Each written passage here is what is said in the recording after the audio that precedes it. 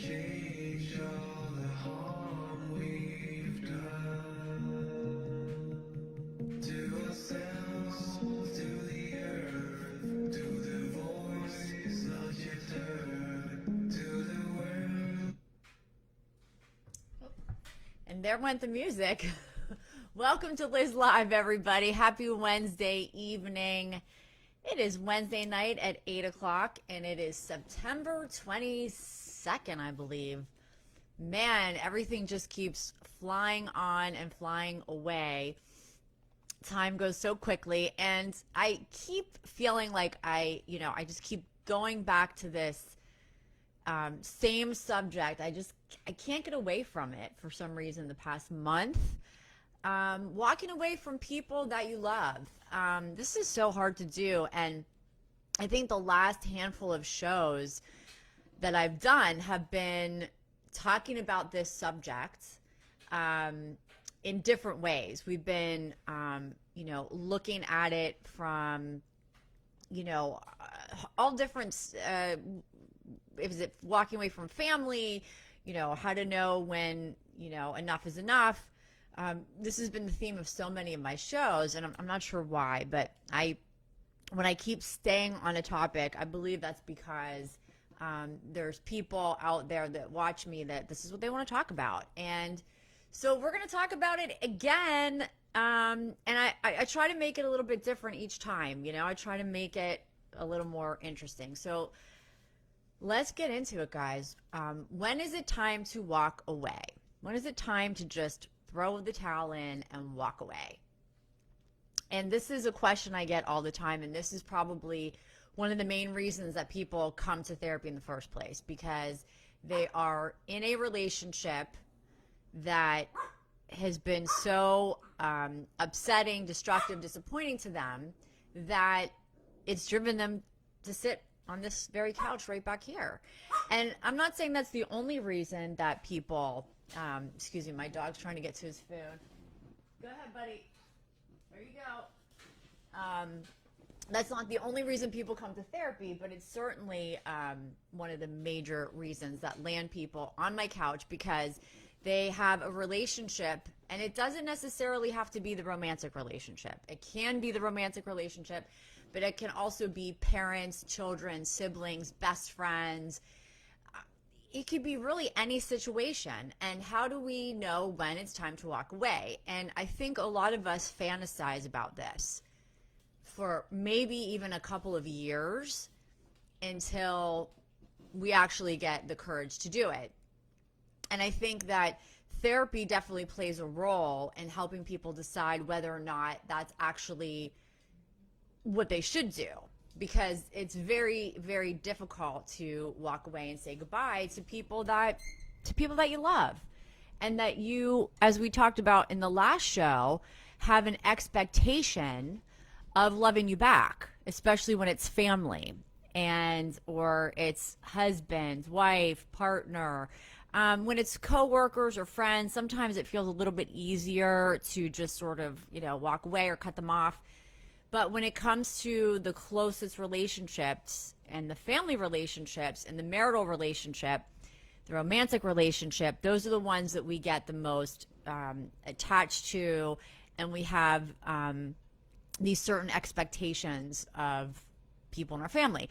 So, for example, there is a narrative, a story, a narrative that exists in our culture that families are supposed to love each other and get along great and stay connected forever.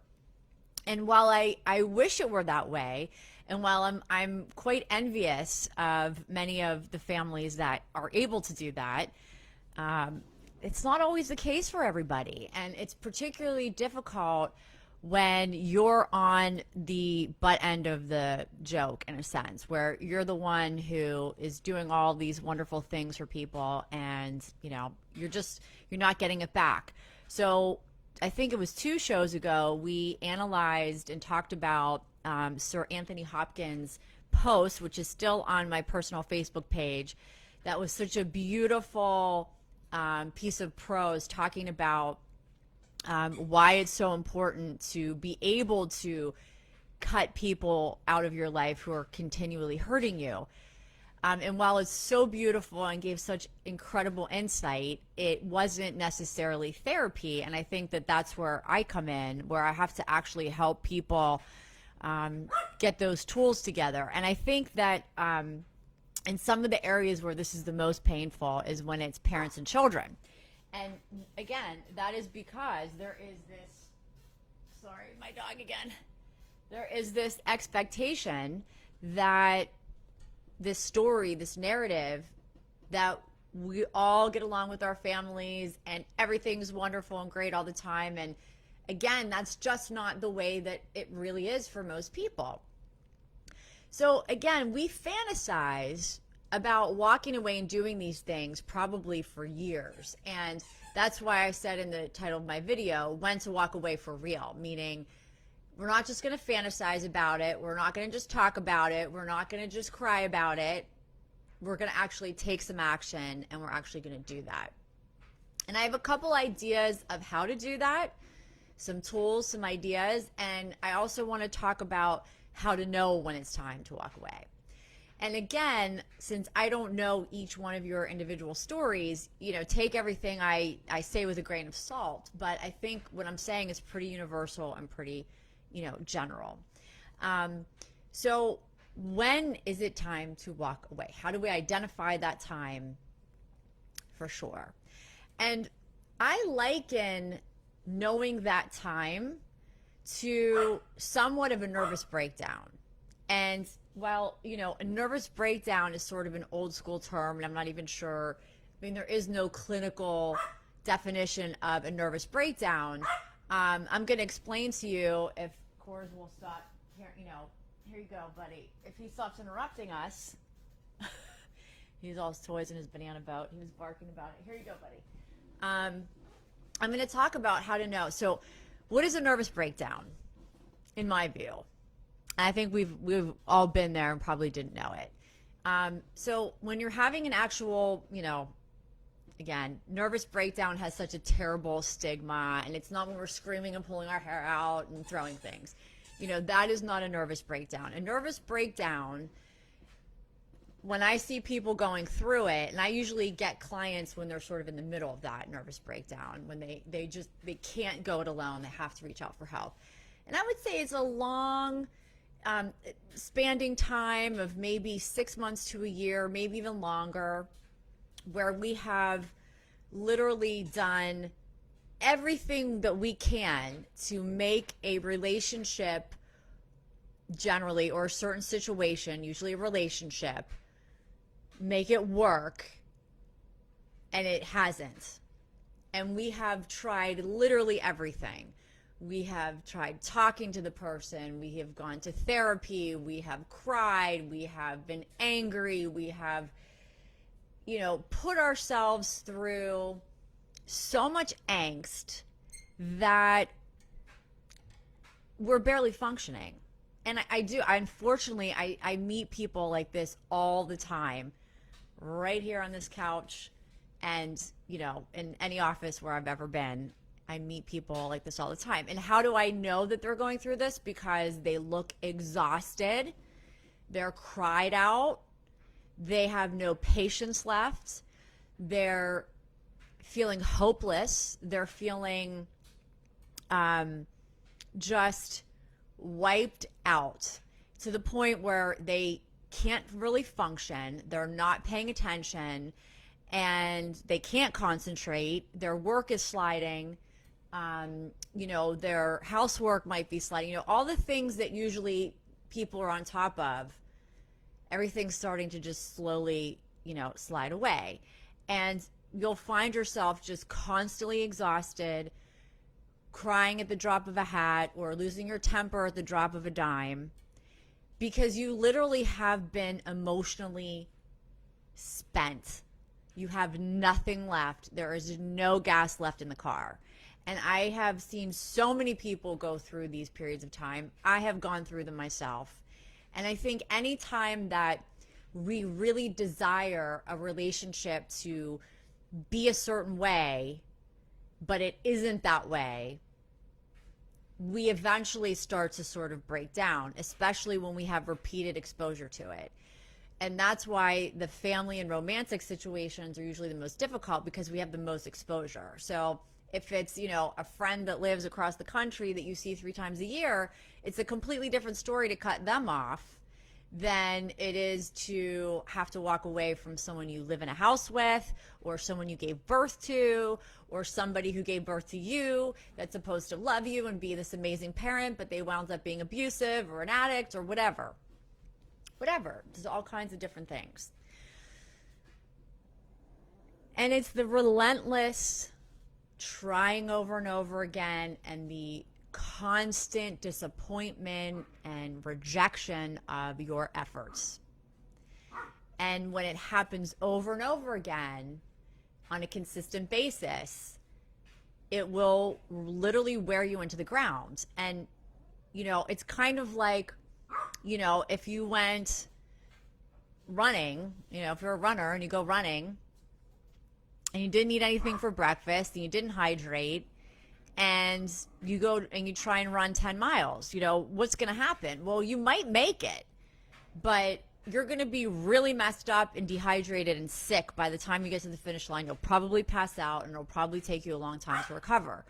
And that's basically, we're looking at this marathon type of trying and going after it, and contorting and bending and doing everything that we can possibly think of to gain this person's affection, and having it rejected and not returned. And that will suck you dry of all your emotions, all of your energy, and you will experience something that I feel is what a true nervous breakdown is, right?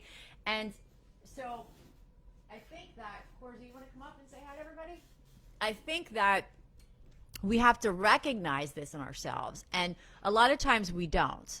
And it's somebody else who says, hey, wow, Elizabeth, I think you're in a really bad way, and I think you need to get help. Or Coors will let you know. Coors, come here, buddy. You can't. Come here. Come on. So it might be your husband. It might be your wife. It might be your brother or sister. It might be your best friend who just say, hey, come on, like you need help. You need to stop doing this. And people tell you, and they tell you over and over again, and you don't hear them. And why don't you hear them? Because you are relentlessly trying over and over again to get something that you're not going to get. You're just not going to get it. And when you start to feel that place emotionally where you just cannot function, then time's up, and I have to seriously consider walking away from somebody. And I've seen this again with people dealing with situations, everything from work to family to finances to health.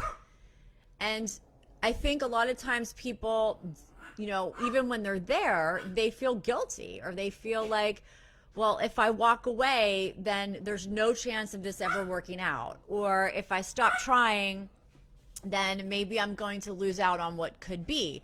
But there is a certain breaking point where we all have to sort of face the music, and we have to realize that, hey, we're not going to get what we want out of this situation. We're just not.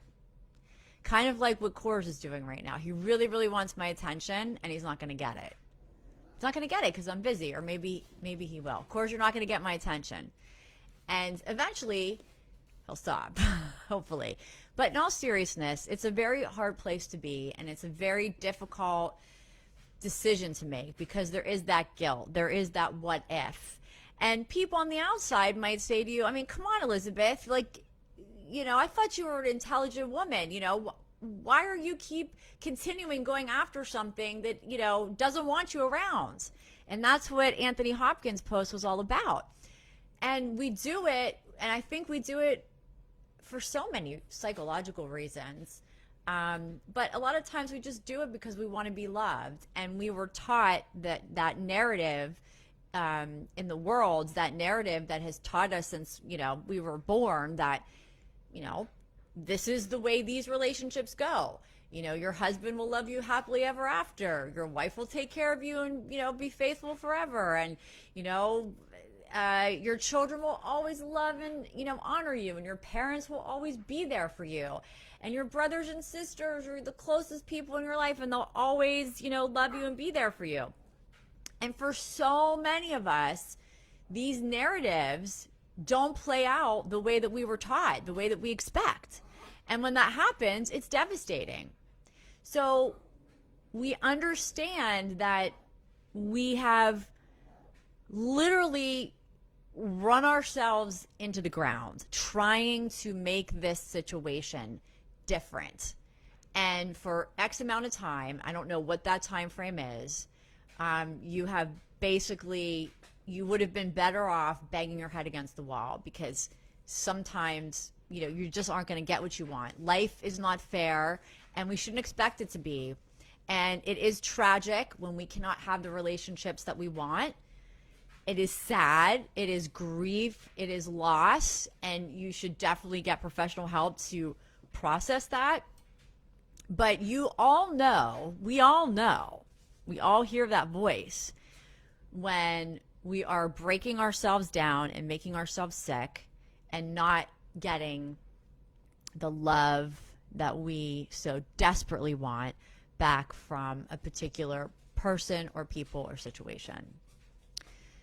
So I would then identify when is it time to walk away by your own, interpersonal experience of feeling anxious, drained, sad, hopeless, angry, impatient, irritable, and generally frustrated, and beyond everything, feeling extremely hurt.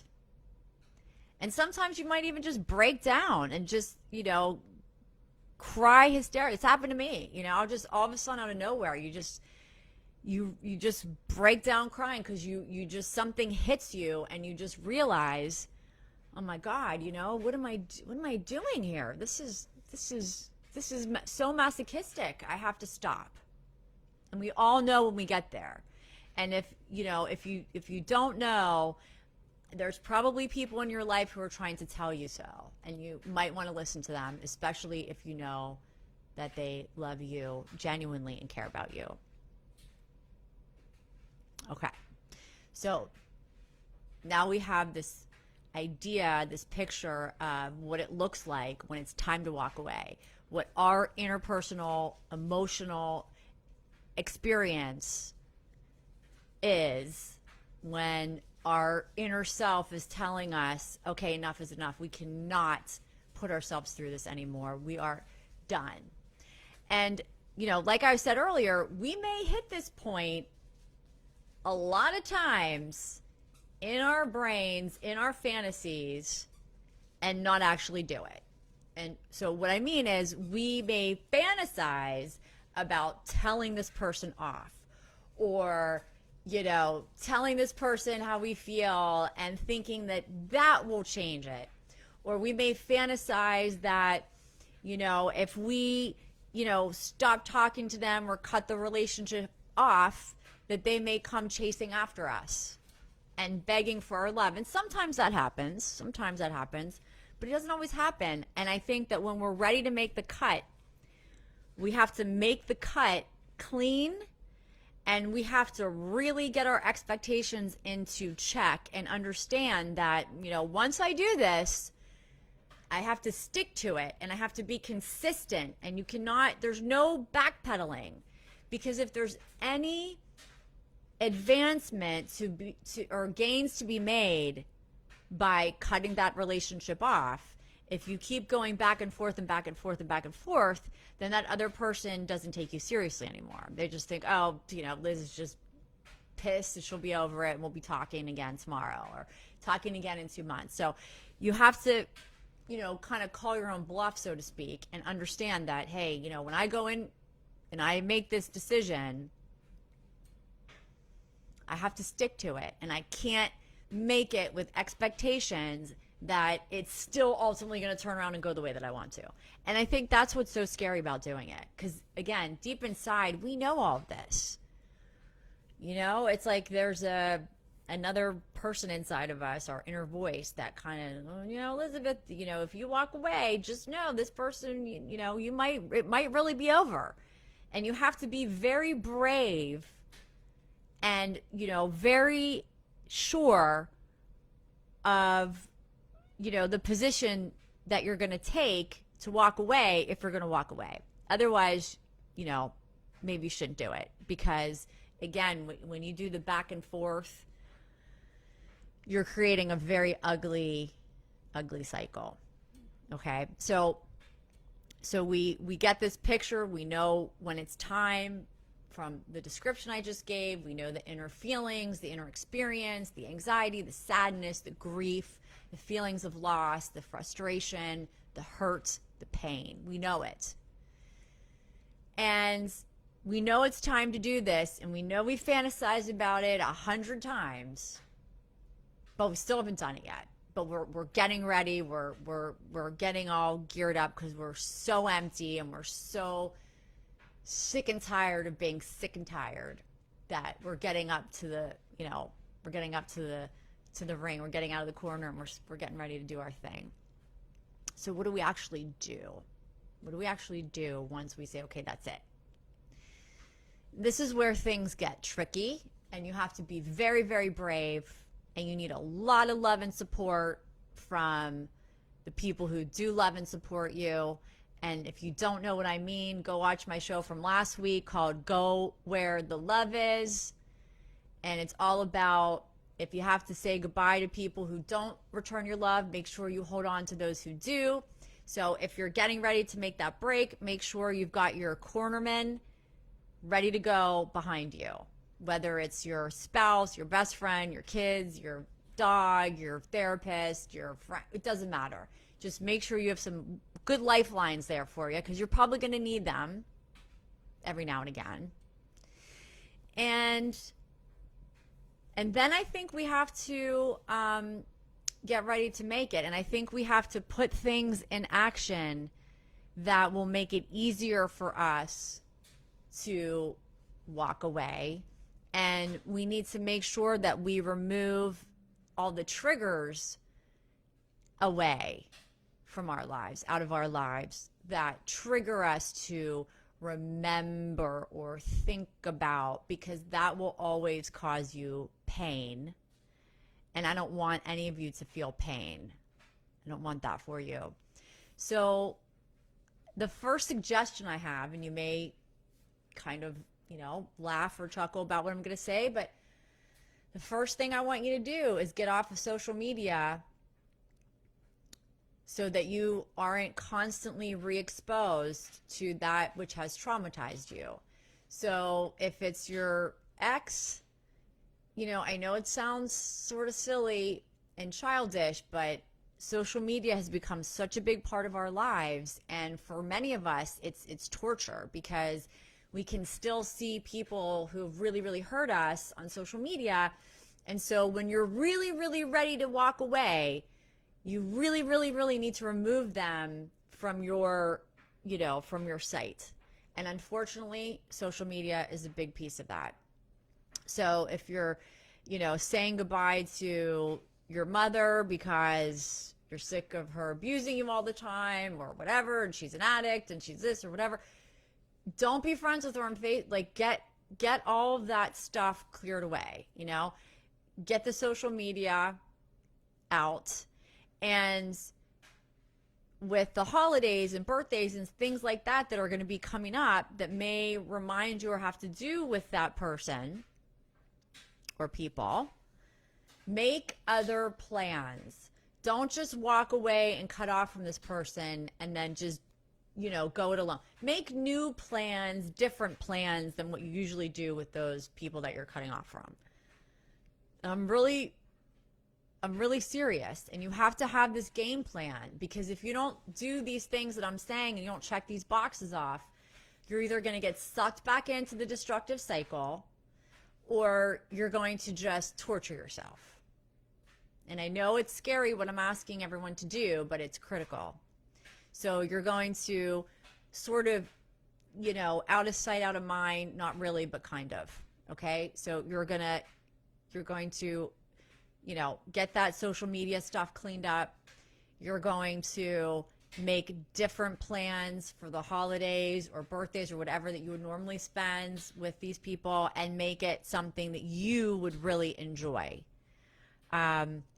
there was a person I worked with last year that was in this situation, and so I helped her plan a trip to the Bahamas for Thanksgiving with her husband because she had to cut off one of her children. She had a great time.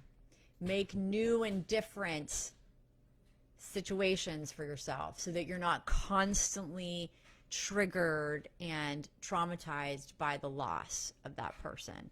And I think that even though this person's been so cruel to us or so horrible to us, because they're that family, that they fall into that narrative or that story, there's still that, expectation that we were all going to just have a love fest forever. And when it doesn't happen, it's just so devastating. And the holidays are coming up, and it can be, just really compound things.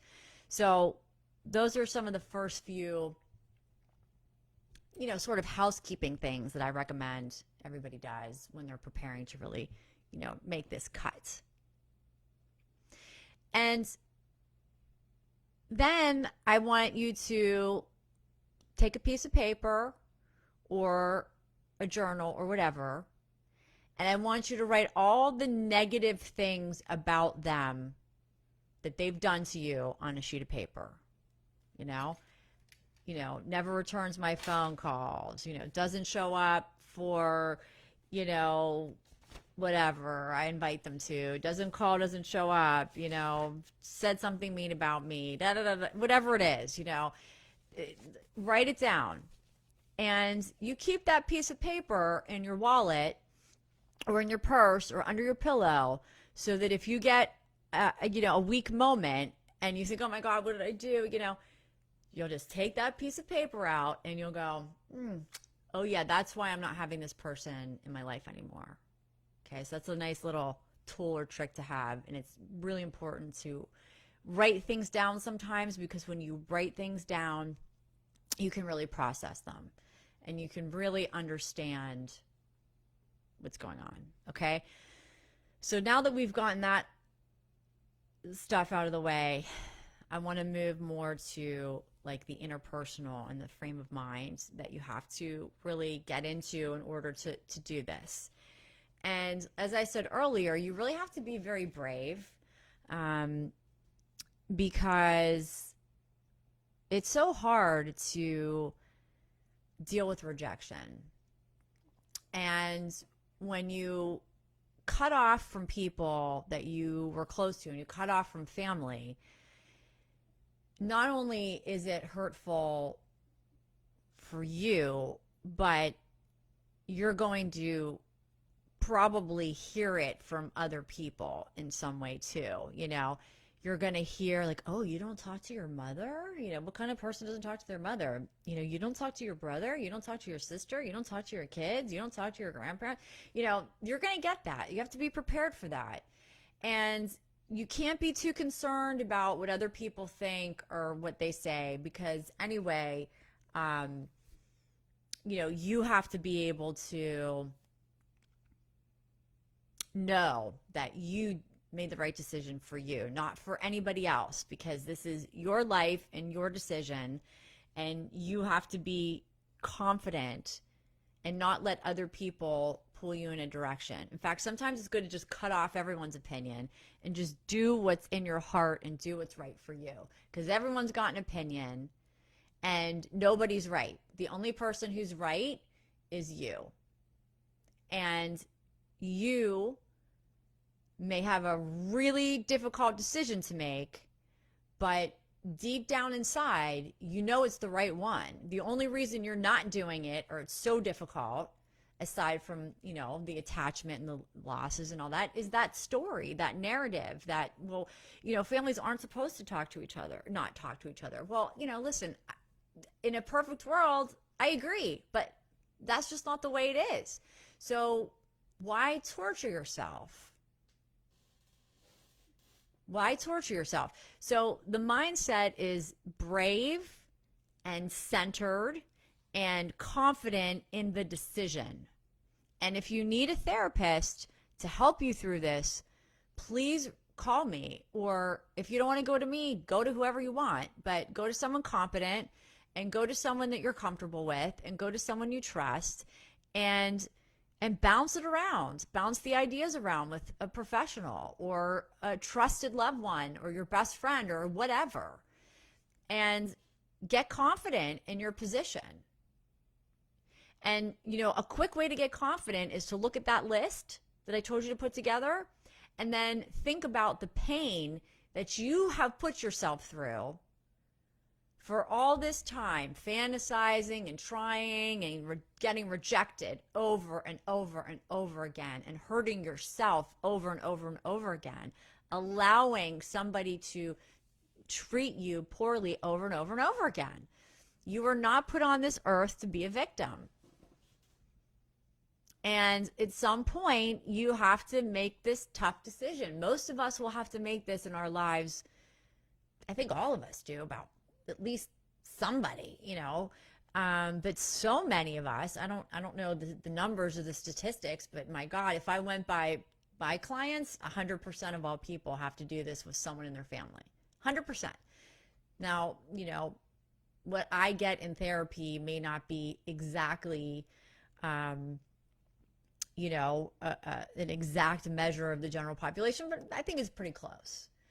And we have to not fall sensitive or fall prey to social media because, I see so many people posting these loving pictures and we're all together and we're happy, and half the time I know the real story and they're miserable. So you can't get too sucked into that trap of social media and so on and so forth. So you really have to get firm and confident and centered in yourself and in your decision. And you have to talk to yourself about it a lot.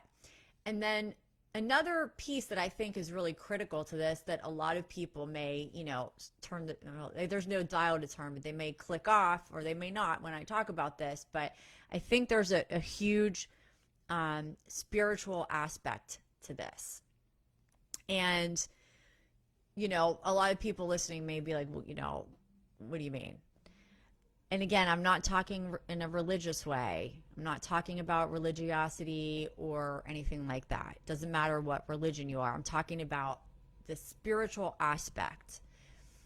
What I mean is the self-evolution and the evolution of the soul and the evolution of the self, however you want to think about it or call it.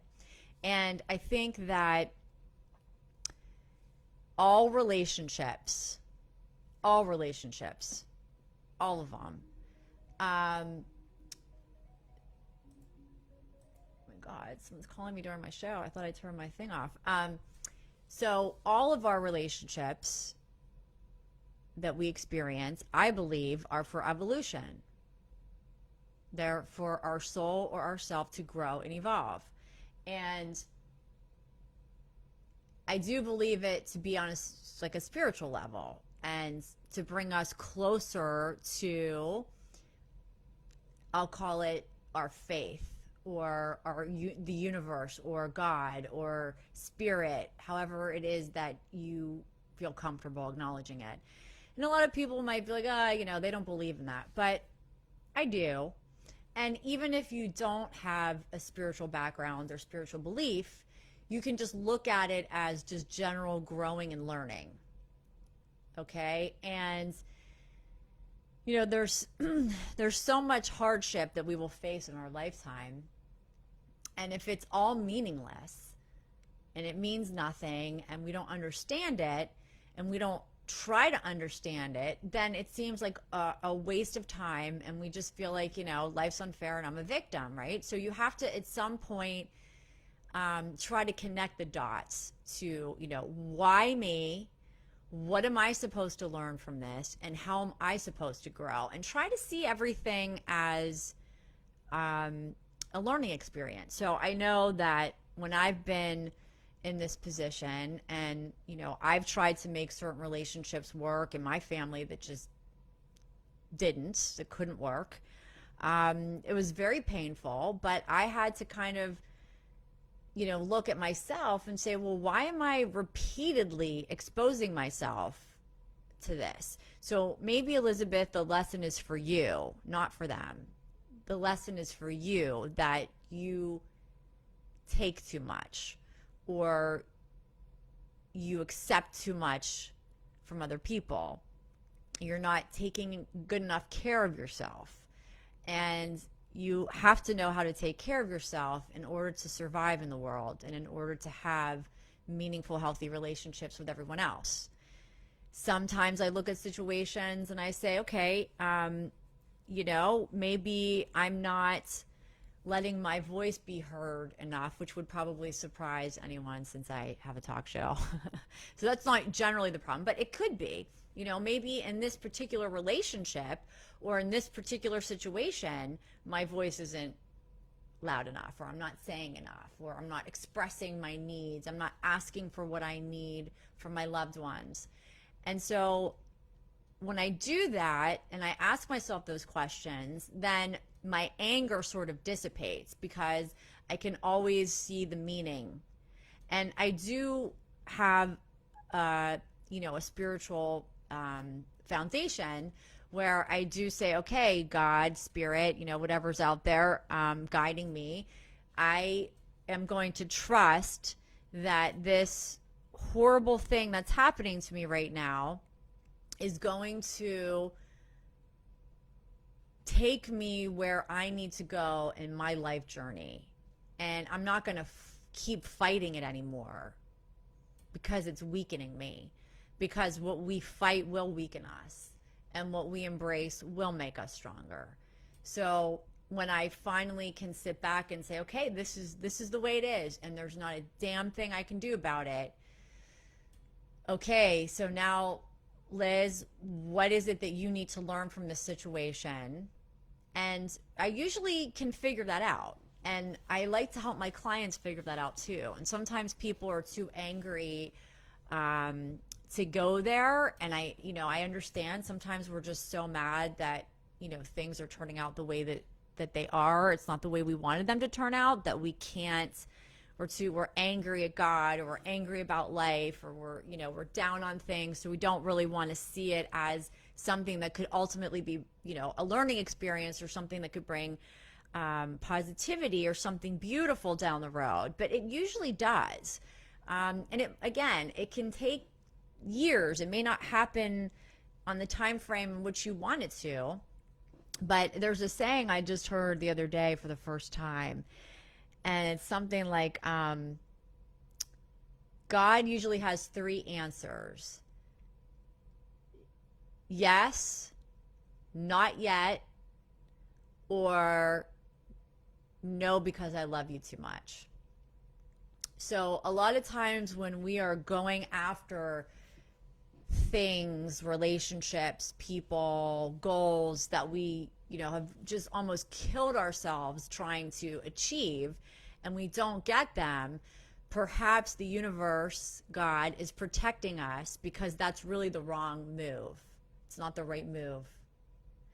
And maybe it isn't necessarily always about us. Maybe the other people involved in this sort of, disruptive relationship, maybe they have things they need to learn from your absence.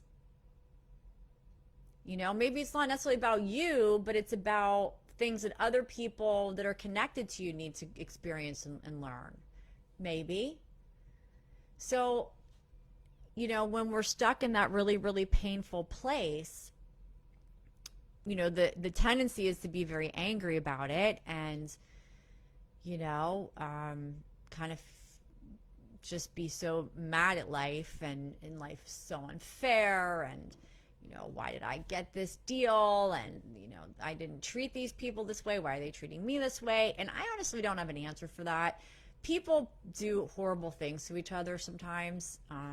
I've seen some really awful goings on as a therapist amongst family members and friends. And I can't really honestly explain why there's evil in the world, or why people treat each other the way they do sometimes. But it's a part of life, and it's a part of reality, and we don't always get the relationships we want or we think we want. We don't always get, everything in life that we want to get. And that's a hard pill to swallow, but it's the truth. And the sooner you accept it and stop fighting it, the easier this journey will be for you. But I think there comes a time where you sort of have to surrender and say, okay, like, this is my time to walk away, and this is a time for me to really focus and take care of myself.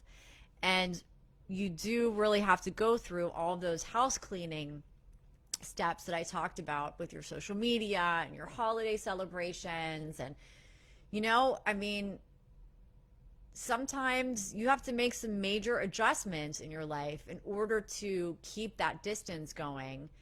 And sometimes you have to tell people, no, I'm not going to do that for you anymore. No, I'm not participating in this destructive relationship anymore because it hurts me too much. And I always think that before you cut off, if you can't always do this, but if you can, I think it's a good idea to put some communication out there as to, why you are cutting off, if that is necessary. I mean, sometimes someone might have just stopped talking to you and you're trying to get a hold of them and they don't want to talk to you. And so the opportunity isn't always there. But if the opportunity is there for you to, like, kind of tell somebody, like, screw off, you're not going to, treat me like this anymore, I would take it. And I would let them know with no expectations of anything from them, but I would let them know for yourself, I'm not taking your crap anymore. I'm not exposing myself to you anymore because every time I see you, it hurts. Every time I see you, I feel like I'm being rejected, like I'm being hurt, like I'm not wanted or I'm unwelcome or whatever. And I'm not going to give you just a little scrap of me, that's too hurtful. So you either want me and you're going to work on a relationship with me, or, if you're going to continue to treat me like this, then peace, I'm out. And it's sad and it's painful and it's there's a great sense of loss. And I think there's also a sense of, is it me? Did I do something wrong? Did I, what did I do? Or, and I think we'll beat ourselves up about that. And, maybe you did do something, and maybe you could try to find that out. But chances are you probably didn't, because if you're being treated really badly by somebody, again, that's a reflection of them, because it's never really okay to mistreat people. It's not really ever, should never be the option. So as we dive into this, what I call the spiritual aspect of it, I think that can give us great strength to, just say, okay, there's something for me in this situation that I need to learn and grow.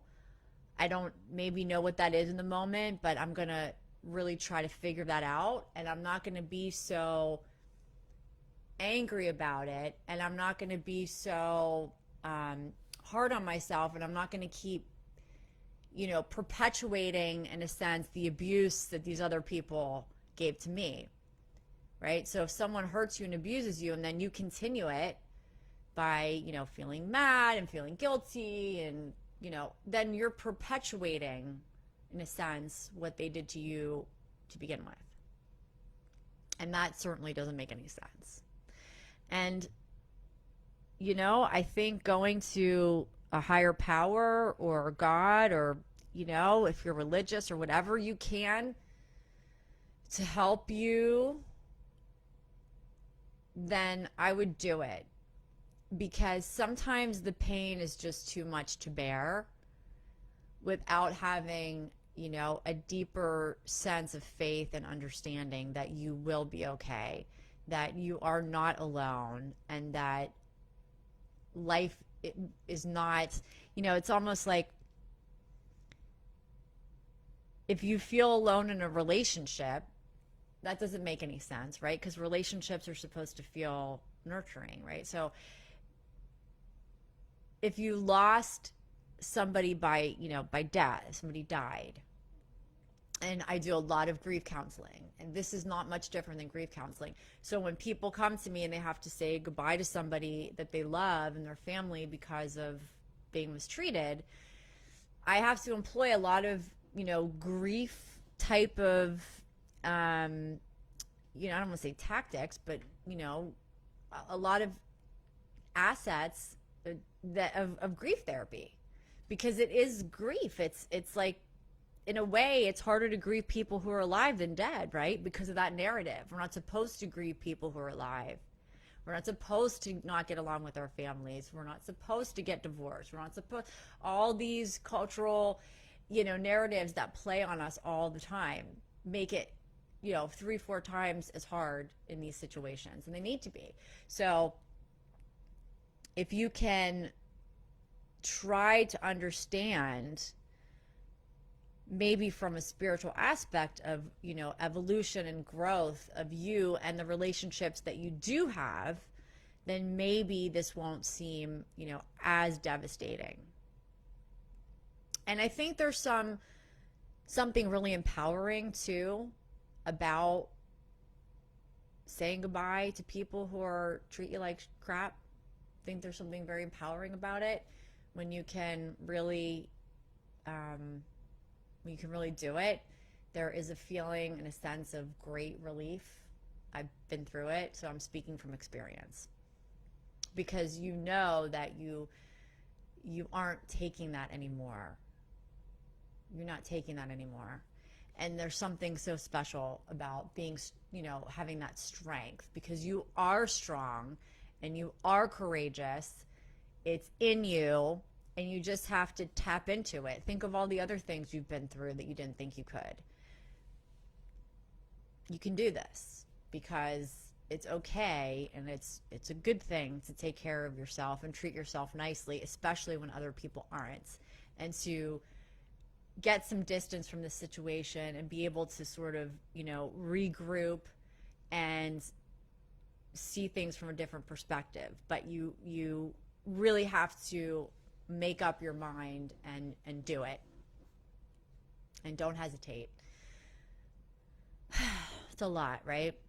Heavy, deep topic. So in our last 10 minutes, I want to just sort of recap, where we started, what was in the middle, and how we're ending. Okay. So we started out asking the question, when do I walk away? When is it time to walk away? How do I know when it's that time? And what we established is we know it's that time when we feel, like we're spent, we're depressed, we're anxious, we are beyond hurt, it's beyond pain, and we know that it's a consistent, continuous pattern with this person or these people, that over and over again we feel the same pain. There's that consistency there. So we know that when we get to that point, and it might take a couple years, 6 months, to really get ready to walk away, but we know it when it's time. And when we decide that we're going to do it, and we're not going to just think about it or fantasize about doing it, when we're actually going to do it, we may want to seek the help of a professional counselor to help us through. We want to get our support system in line. We want to get our corner men and women ready to go. And we definitely want to eliminate any connection, like social media connections and, holidays and gatherings. We want to set ourselves up first before we cut that off, so we know, okay, I'm good for the holidays. I have my plans. I've got the social media thing under control, and I'm prepared. And we're going to make a list of all the negative things about this person, and you're going to keep that with you at all times. So if you ever question yourself, you can open that piece of paper and say, oh, okay, that's what I do. That's why I walked away from this person. And you're going to really have to make a plan and put things in action, and then and then just do it. And do it could just be don't call anymore. Don't go out with them anymore. Reject any invitations, or just whatever. Just block them out of your life in whatever way that you need to. And really do it, and then focus on self. And then once we have done all of those things and we actually do it, as we're getting prepared to do it, we have to think about bravery and courage and loving ourselves enough to not put ourselves in that situation anymore. And I think we also have to kind of look into the deeper, bigger meaning to this situation and be able to make some sort of sense or meaning for it happening to us, and ask how we can evolve and be a better person as a result thereof. And that can take months to do. But I think therapy can help that. I think, reading about it and trying to understand your own sense of faith or spirituality will help also. And you've got to kind of employ all these different things to really prepare yourself to make that final cut and walk away. And we know that when we do make that final cut and we do walk away, that we can walk away knowing that we did our very best, that we tried every which way to make this relationship work. But we may have wanted this relationship, but this relationship didn't want us. And that's when we know it's really time to walk away. And then we can, once we do that, we can focus more on our meaningful, loving, significant family members and friends and so on and so forth, and put our energy into somewhere where we're going to be getting it back and it's going to be returned. Because trying to be in a relationship with people who are not nice to you or don't really want it, it's like, just dumping all of your energy into a dark hole. And it just, if you really think about it logically, it doesn't make much sense. It's all emotional. Okay. So if you are finding yourself in this situation and you need help navigating this process, or you need help just maybe, one session bouncing things off of me, getting some more advice for your specific situation, please reach out to me. You can reach out to me via Facebook, Instagram, YouTube, or my website, actuation-counseling.com, youtube.com/the Elizabeth126, Actuation Counseling on Facebook, and Eliz Therapist on Instagram. And all of my social media is connected. So if you find me at one place, you'll find me at all the others. And there's ways of contacting me, and my phone number is also listed on Facebook. So it's not very hard to get in touch with me. And I really hope that you do, because I do think that these situations can be made a little bit easier, not much, but a little bit easier, with the help of a professional therapist to kind of mentor you and guide you and support you through probably one of the most difficult decisions that you'll ever make. Okay, so thank you everybody for watching Liz Live tonight, Wednesday night. I wish you all lots of love and lots of luck and lots of bravery to do what you know is best for you. Please like and share this if you liked it, and share it with your friends and family, because I think it's an important message for all of us. And I will see all of you back here Wednesday morning at 11 a.m. Until then, be well, be loving to each other, and I will see you again Saturday morning. Thanks, everybody.